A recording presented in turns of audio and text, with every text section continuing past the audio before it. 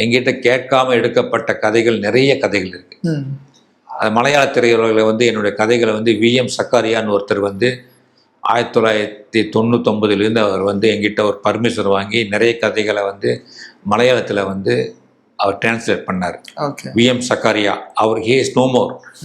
அப்போ வந்து மாத்ரு பூமி, மகிழ ரத்னா அப்படிங்கிற மேகசின்ஸ் எல்லாம் கேரளாவில் ரொம்ப ஃபேமஸ்ஸு. அதில் எனக்கு கதைகள் எல்லாம் நிறைய போயிடுச்சுங்க.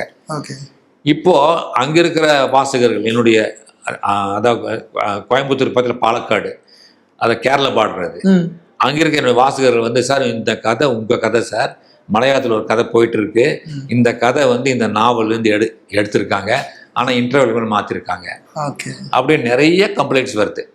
சார் இந்த கதை நேற்று படித்தேன் சார், அந்த கதை இன்னைக்கு வந்து மலையாளத்தில் அந்த மலையாளத்தில் அந்த கதை வருது சார், லேஸாக இருக்குது சார் கதை, ஆனால் அங்கங்கே பூச்சிருக்காங்க.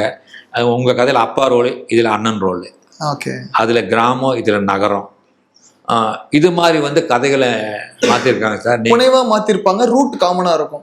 ரூட் காமனாக இருக்கும். அந்த ரூட் காஸ்ட் வந்து கண்டென்ட் மாற்ற முடியாது, கண்டென்ட் அப்படியே தான் இருக்கும் உங்களுக்கு. இந்த கண்டென்ட் வச்சுட்டு அவங்க என்ன பண்ணுறாங்கன்னா ஃபேப்ரிகேட் பண்ணுறாங்க கதையை.